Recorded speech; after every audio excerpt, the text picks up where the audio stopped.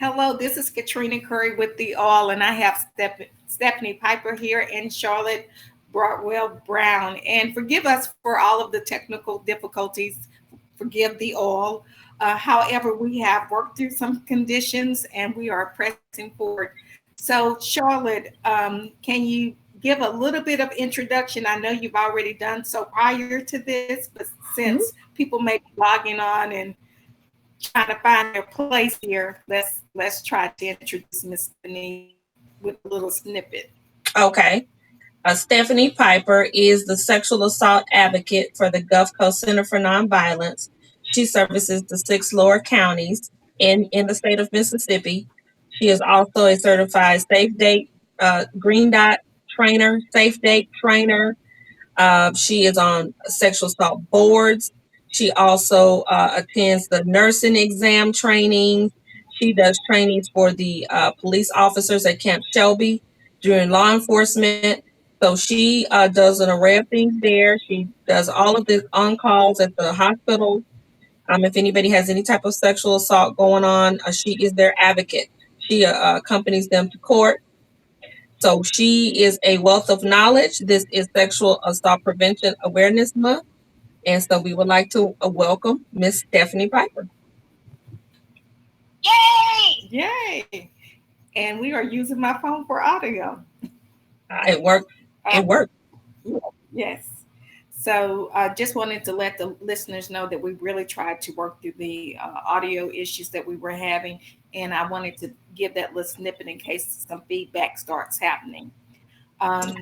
So we're going to jump right into it since we're running a little behind. As Charlotte stated, that it is Sexual Awareness Month, Sexual Assault Awareness Month.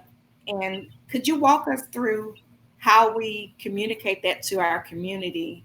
How do we make our community more aware? Measures to support the efforts with those who work with sexual assault, and things that we can do as a community to uplift not only efforts, but people who are um, experiencing those things in our community.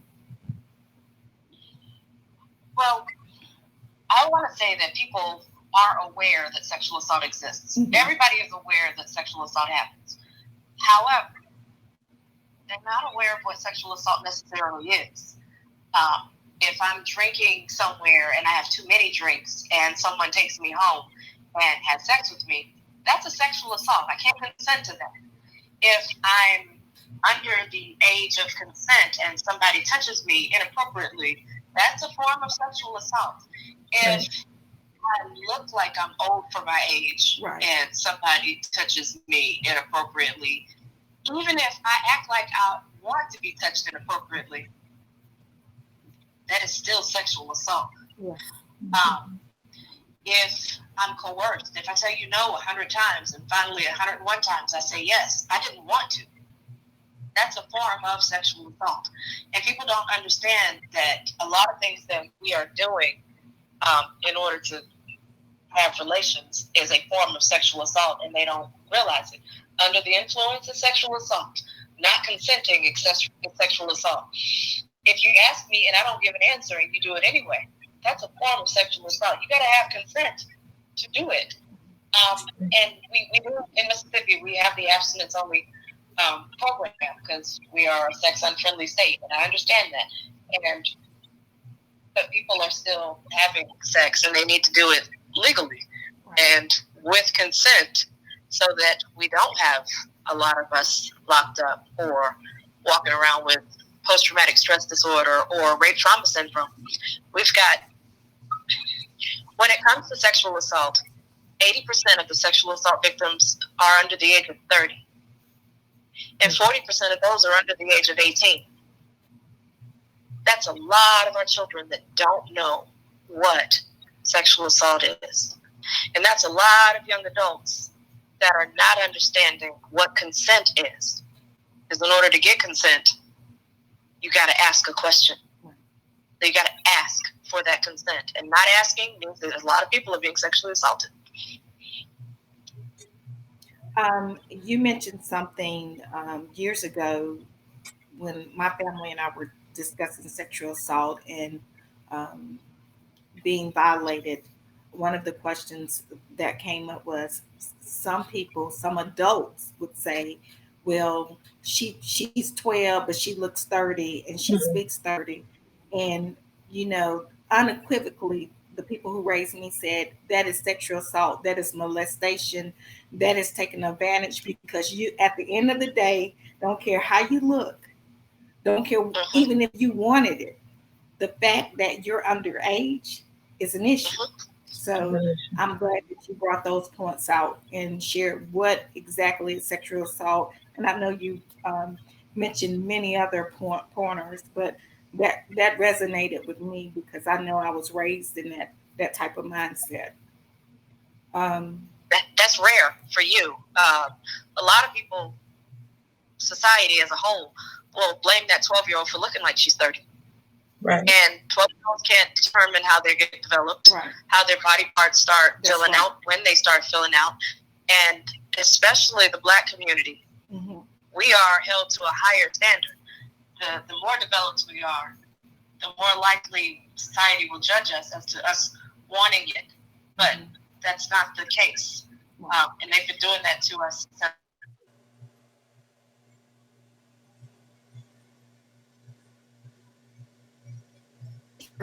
Like Right. we just came out for Easter, and you talk about drinking, and I know um, this was a different type of holiday because of COVID-19. But during holiday seasons and during things such as when people are home a lot, things escalate. Can you Mhm. share those numbers or some insights regarding um, holidays and how pandemics can increase sexual assault as well as domestic violence? People are used to leaving their house when they get stressed, or if there's tension building up, we tend to remove ourselves from the situation.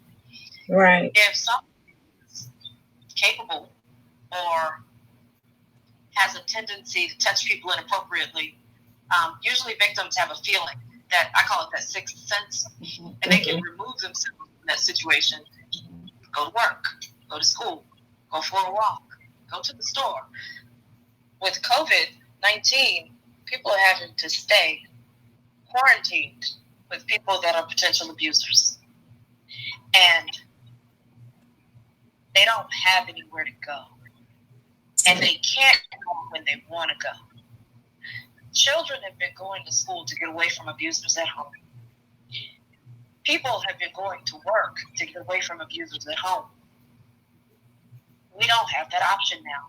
And we're getting more phone calls. This is what, April the 14th? Yes. In the first week of April, I had 3 essay calls, sexual assault calls, to go to hospitals to advocate for people that have been victims of sexual assault. 2 of them were in their own homes. And it's just, I want to say it's shocking, but that's an everyday occurrence. Yes. And most people don't report. So we have a lot. When we do our statistics at work, at the Center for Nonviolence, we have 3 different categories: children sexual assault victims, adult sexual assault victims, and adults molested as children. We have more adults molested as children than we do adults and children put together, because people hold it, don't say anything for years. Yes. I don't remember the exact number, but I think the average age of a person coming out to report a sexual assault is in their 50s. That's the average age. That means that somebody held on to that childhood sexual abuse for 20, 30 Right. years. Yes. And told anybody. Yes. That's why we emphasize counseling, coming out and telling somebody. We have free services at the center. All of our services for victims are free. And if you wait 1 year, 1 day, 50 years, we are there. We will listen, and we will tell you definitely, definitively, it's not your fault. Mm-hmm.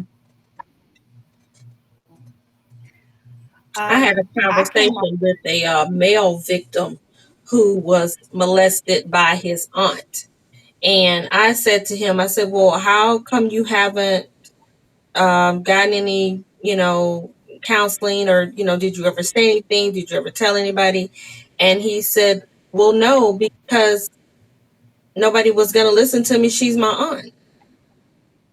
So he never told anybody. And consequently, he's a 48-year-old male victim that has never told anybody. But he's still very much dealing with it. Mm-hmm. That makes a lot of sense. Male victims especially don't want to come forward because if it's an older person, like a teacher, you get like status. Mm-hmm. Yes, you did the teacher. Yeah. Mm-hmm. And you get pats on the back, but that teacher is a predator. Right. And you can't consent to that. That's right. A person in a position of authority that you cannot say yes to. Mm-hmm. If it's an older family member, guys, it's still a stigma. Whether it's a male or female, it's right. A stigma. What were you doing to make that person touch you? Were you doing something that made them interested? Were you doing something? It's never, why did you have to touch that child? Right.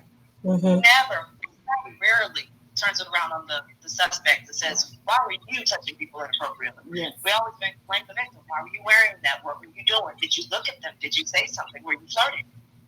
It's not illegal to flirt. Right. Right. Wow. And Stephanie, I want you to give the example that always blows me away about the date that went back to the apartment. The date that went back to the apartment. Yeah, the date. Remember the date that went back to the apartment and the roommate was there. You gotta tell me more. The date they went back to the apartment, so there was fear in the room and people not realizing that that's sexual assault as well. Oh. Yeah, I tell silly stories all the time. If my neighbor comes over to ask me for sex and I'm looking at him going, no, thank you. You hadn't taken a shower this year. I don't think you ever seen a dentist in your life. Mm-hmm. That's just not going to happen today. Mm-hmm. No, that's okay. When your daughter gets off the bus at 3:00 and, is coming down the sidewalk while you're at work until 5:30, I'm going to come and knock on the door and she's going to answer the door. And when she least expects it, I'm going to take it from her since I can't get it from you. Mm-hmm. Wait, what? Oh. Well, where you want me? You want me in the bathroom or the bedroom? You want me in the kitchen or the living room? Anywhere you want me, I will gladly go. And I'll give you sex so that you don't come and touch my daughter. If fear is in the room, consent is not. I cannot consent something if I'm scared of what the consequences are going to be. People don't understand that. We understand it when it comes to our property or our possessions. If I have a gun and I say, give me your wallet, you give me the wallet, you're scared. Here you go, here's my wallet, take all my money. You want my ATM card, I'll give you the PIN. But when it comes to sexual assault or sexual violence, people don't look at it the same. We give in and do things when we are being sexually violated because we're scared of what could happen next. I'm scared that if I say no to this, you're going to punch me in my face. If my children come home in 30 minutes, I'm going to need you to hurry up so that they don't see you attacking me. I don't want you to punch me. I don't want you to punch me in my face or make bruises everywhere that my kids will see and be nervous or scared. I don't want to have to explain how I let you in the house or why I let you in the house. If I didn't feel comfortable and I already didn't feel right about it, but I let you in anyway because women are supposed to be nice to people. Ladylike, yes. Yes, that's how I was raised. You're not supposed to make people mad. Right. And women who do make men mad, because it's usually males that are suspects. Mm-hmm. Males are victims too, but in this example, it's usually men that are suspects or perpetrators. Men have been known to retaliate against women that tell them no. They pour acid in their face. They beat them to a bloody pulp. They will break their jaw, punch them in the face. They will squeeze their throats. That's called strangulation, not choking. Until they pass it out, and then they continue to do things. So we have to figure out how to navigate around that. But we're still scared. That's why I say if fear is in the room, consent is not. And if I'm asking you to put on protection or not punch me in my face, That's not me consenting. That's me negotiating sexual assault. Right. It is Self-preservation. Yeah. And that kind of ties into my next question. I wanted to ask, can you give guidance? And I've had people ask, my husband and I serve as chaplains, and I come across different situations. And, one lady was like, people say, just leave, or just, don't negotiate, or do this and do that. But she said, what if you've done the proper paperwork? You've gotten out of a toxic relationship. You filed the necessary restraining orders. You did everything that you were supposed to do. And that person meets you one night in the laundry room and coerce you, and comes and just like you gave examples, you don't want your children afraid. Now the person is stalking you, so now you're finding yourself having to navigate a negotiation, and it's not consent. You're just trying to survive, because obviously everyone is not doing it. Obviously no, it's not doing it. Obviously you moving didn't do it, and then you don't want your children. If he can show up at the laundry room, he can show up inside the house. So your mind is your to now I have to do something to negotiate this so my children won't be at risk. I got a couple of answers for that. Okay. And one of them is keep a record. Like, for it to be stalking, it's got to be a pattern of abuse. Okay. So for me, if my abuser said the day you get flowers is the day you are going to die, and I moved and he has no idea where my address is, and I get flowers 2 days in a row, or anybody else, they'll be, oh, someone sent you flowers, that's great.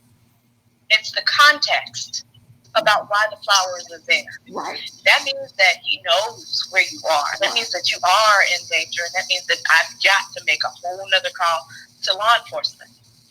If I have a record, keep the text messages, keep the emails, keep the pictures and the photos, keep all of that, so that you'll have a record when it's time to go forward, so that they can be locked up.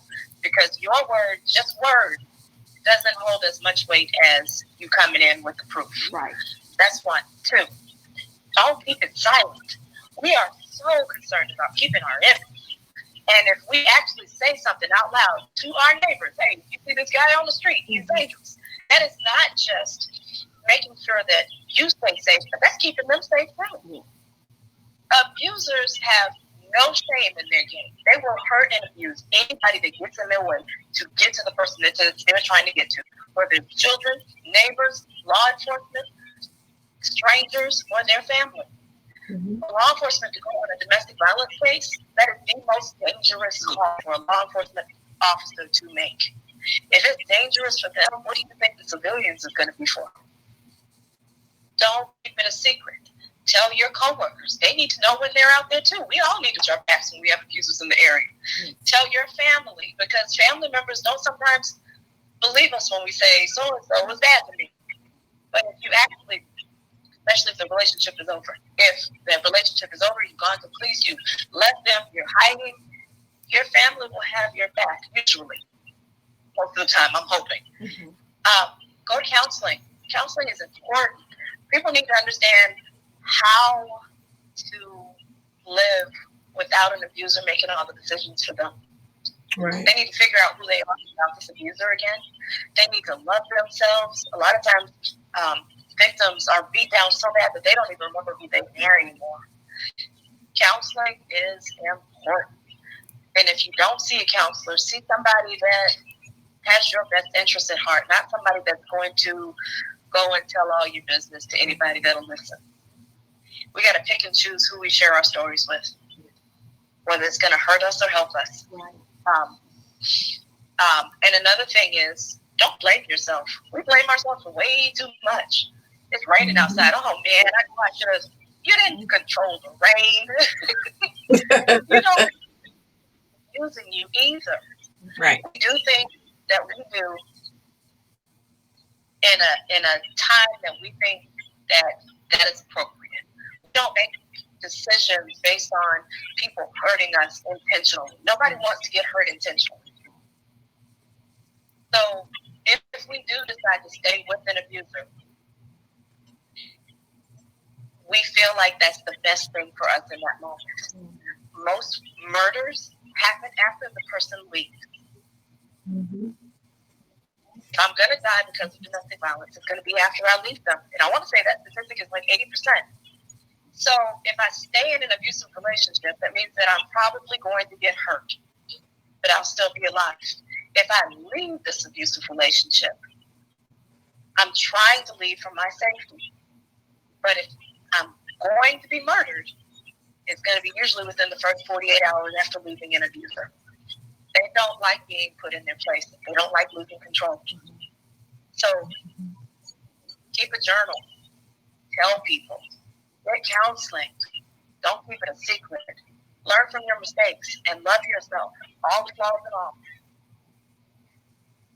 Help us navigate for that person that has decided, if they were in an abusive relationship, to leave. Um, what should be the plan? Because sometimes, of course, the abuser may say, "I'm going to not only kill you, but I'm going to kill everybody that who house you run to," and all that kind of.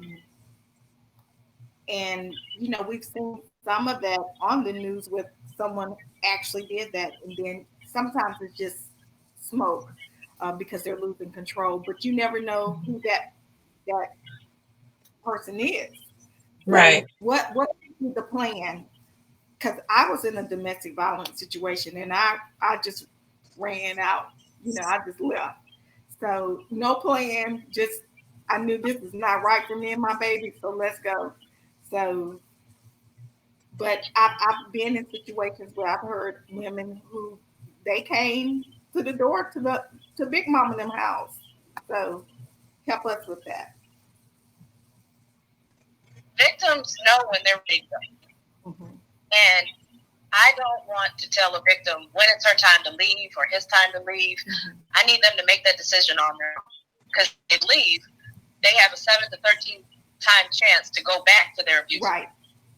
Most people leave and go back 7 to 13 times. So if I leave and I go back, I'm less likely to tell my friends that I'm leaving again, or if it's bad again. So I need friends and neighbors in the community to understand that this is not something easy. Leaving somebody that's an abuser is not easy. It's one of the hardest decisions that a person has to make.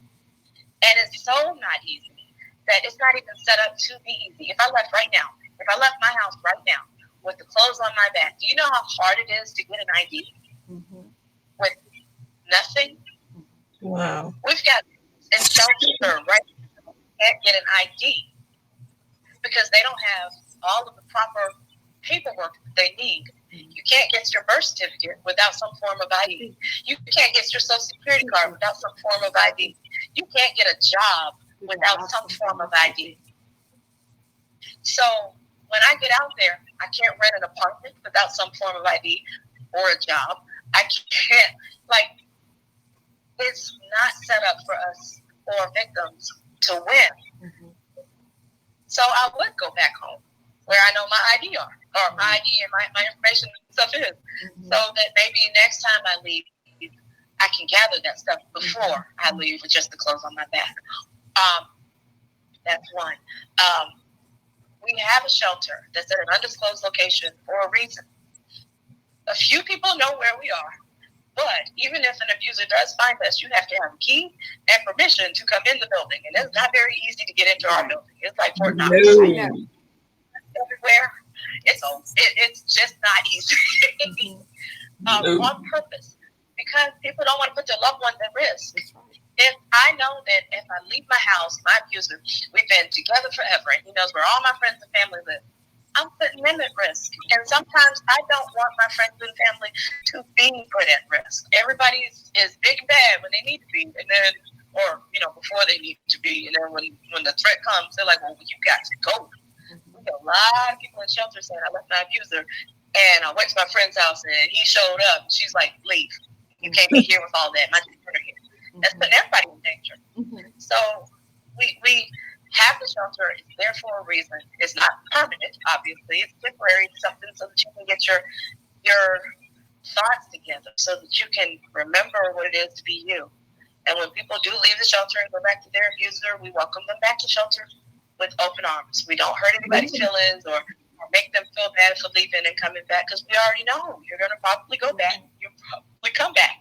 That's why we're here. We get the dynamics then.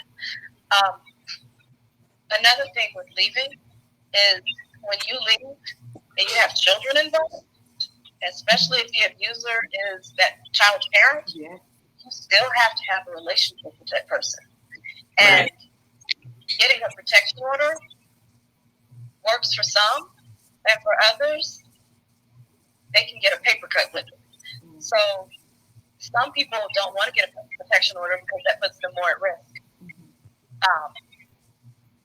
With the military, if you have a protection order against somebody in civilian court and it's a military member, they could lose their job. They could be kicked out of the military. If my abuser has a job where they have to have a weapon, like a police officer, and they lose their job, am I going to get child support? Where am I going to live? So we have to make these decisions as we go along for the best interest of everything. Everything involved, and victims will think about all of these things, and they won't go forward with pressing charges because they know if I press the found guilty, they can lose their job, and we're going to be mothers do things for their children all the time. Oh, another reason people say is for the children. If I'm protecting my children while I'm in the house with them, and if we separate and then the kids have to go visit them by themselves, and I'm not there to protect them, I might as well just stay so that I can make sure the kids are okay. Beat on me, just don't beat on the kids. And I can't protect the kids if I'm not with them because you have unsupervised visitation. People make that choice every day as well. And here's another element: is the emotional abuse. You do leave, and like Stephanie was just saying, you don't have your ID to register to get the kids in school or get an ID. So you go back, and when you go back, he or she is standing there going, "Aha! I told you you could not make it without me. I told you you couldn't do it. I told you you would never be able to take care of those kids without me." So now you're like, I guess he was right.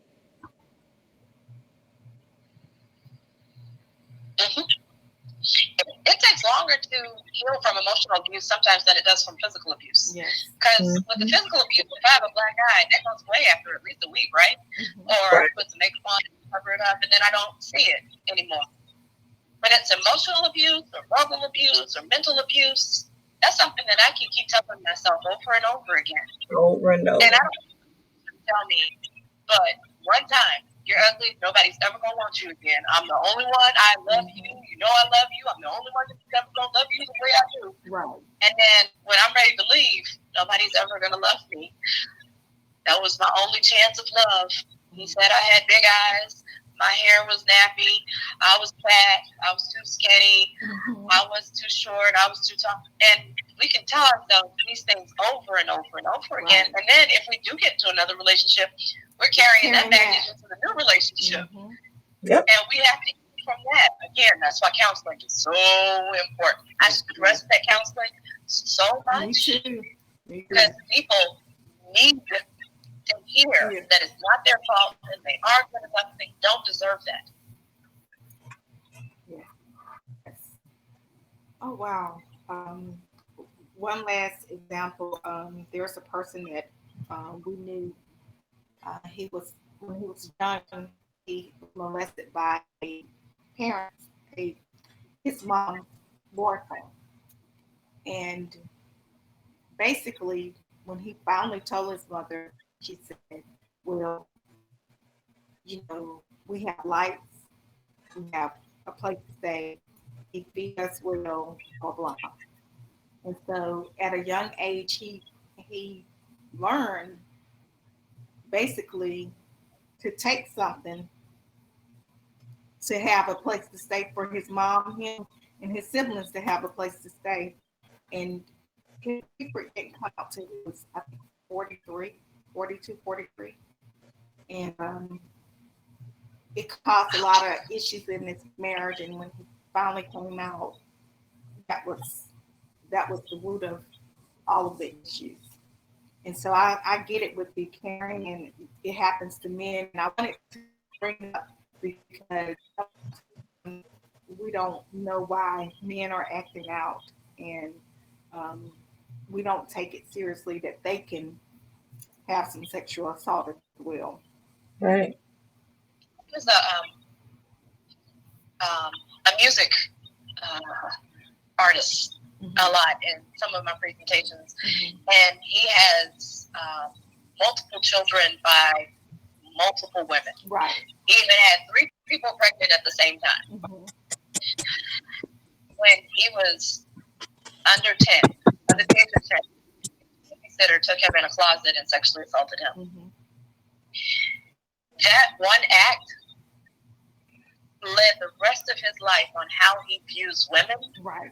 how he lives his life, his lifestyle, how women are never considered women, including his own daughters, plural.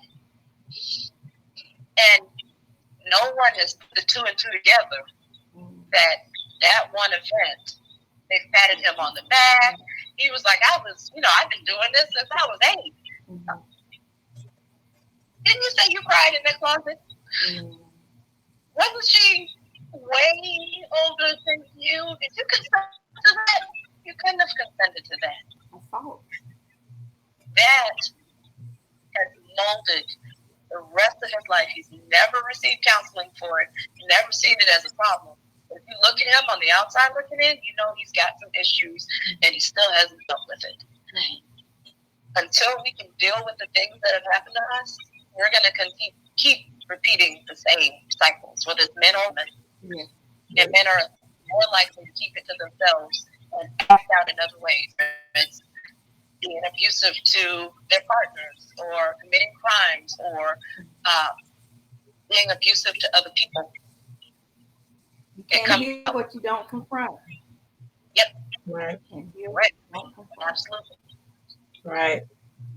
Wow, this has been a powerful segment. We got 2 more things. We got Walk a Mile in Her Shoes. We're doing it virtually on Friday. So I'm asking for men to find a pair of heels, put them on, and take a picture. And we're putting a collage of Walk a Mile in Her Shoes people. I got my boyfriend. He put some radios on. I had him posted in the backyard today. I sent the man. And Denim Day is April 29th. And we're just asking people to put on blue jeans and take a picture. Because in Italy, in I think it was 1999, a young lady was sexually assaulted. And the guy was found guilty. And the judge overturned that guilty and said that she couldn't have possibly been sexually assaulted. She had on denim jeans. You can't rape somebody, right? Wow. We got a whole movement because people in power don't understand that sexual assault happens to people wearing jeans and burqas and skirts and dresses and clothes and bikinis, which you're less likely to be sexually assaulted in a bikini, so it's not clothes, than you are in your work outfit. Just saying. But Denim Day is April 29th. Welcome out in her shoes the 17th. Awesome. Give us any other information that we need to post on social media, any social media sites, tell us any ways we can contribute, donations and things of that nature. Well, we always like those donations that crinkle. Yes. As opposed to the ones that jingle. Yes.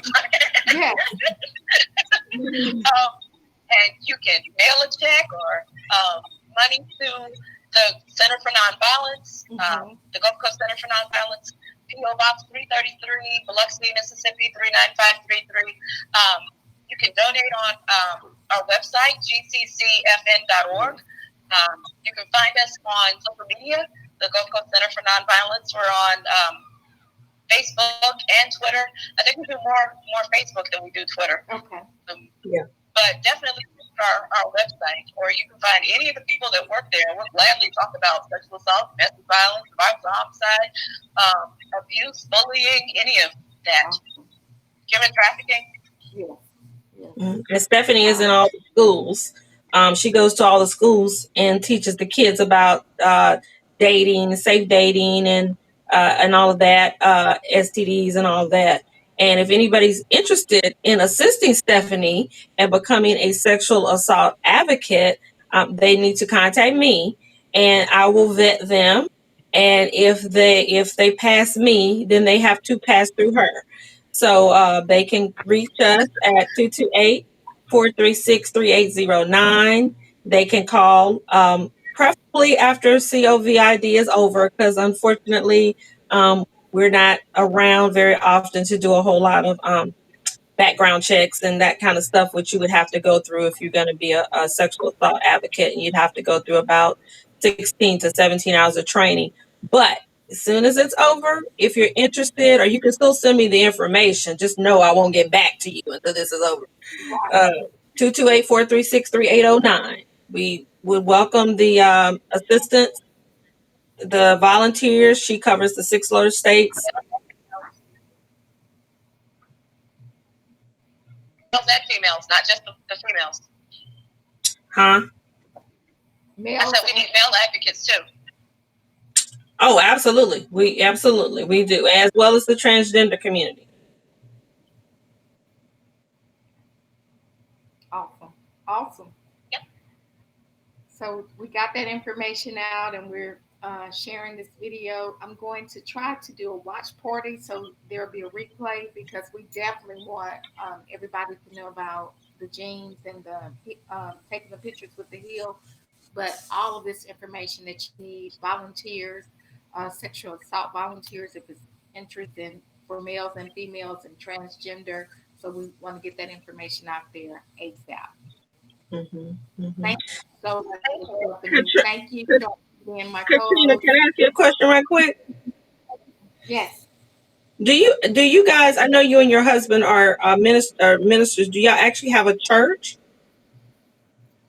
No, we don't actually have our own church, but we go to Victory International Christian Center. But we are chaplains. Okay. I didn't know if you had your own actual church or not, because I was going to say we could come and speak to the women's group or what have you, but that's something for another day. I was just asking. Okay, awesome. And I have Beautify the Meek, and we worked with Gulf Coast in the past, continue to work with Gulf Coast, and also some other nonprofits that help women, whether it's transitioning from domestic violence or substance abuse or jail. So we're open in that arena as well. So. Right. Absolutely. Yeah, they do a lot. She was coming and giving the ladies some doing makeovers for a minute, Steph. Oh. Yeah. Still available. Just saying. Yes. So Charlotte, now you know my number, 228-313-2889. You can text me and we can make some arrangements when COVID is over. But yes, I'm a professional makeup artist, and yeah. Okay. Remember you said that. I'm a woman of my word. Am I not, Charlotte? She absolutely is. This has been amazing. Thank you. And we got to you got to come back, because there's so much you touched on. We got to talk about bullying. Bullying, human trafficking. Human trafficking. Yes. Self-esteem. Yes. All of that. Yes. Sometime in the very, very near future, Stephanie is going to do a human trafficking sort of kind of conference. So that's going to be something that is coming. So yes, stay tuned for that. But yeah, she definitely can do that on that show, as well as Green Dot. Green Dot is a really good topic as well, Katrina. Also, it's not the credit card. It's a bystander intervention. Yes, ma'am. The Green Dot is a card sliding for some money. Keep our community safe. Yes. If you do like reenactments as well, I do collage, so I can create, abusive looks, the message, it's special effects, the message that you're trying to get out there. So that's another avenue where I volunteer my services as well. We need to take her to Shelby, Steph.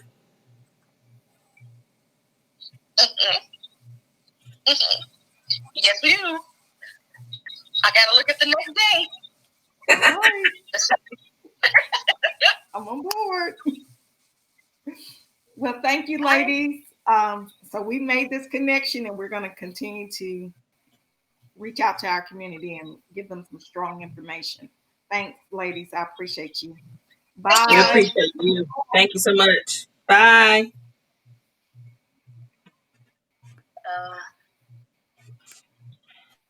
You did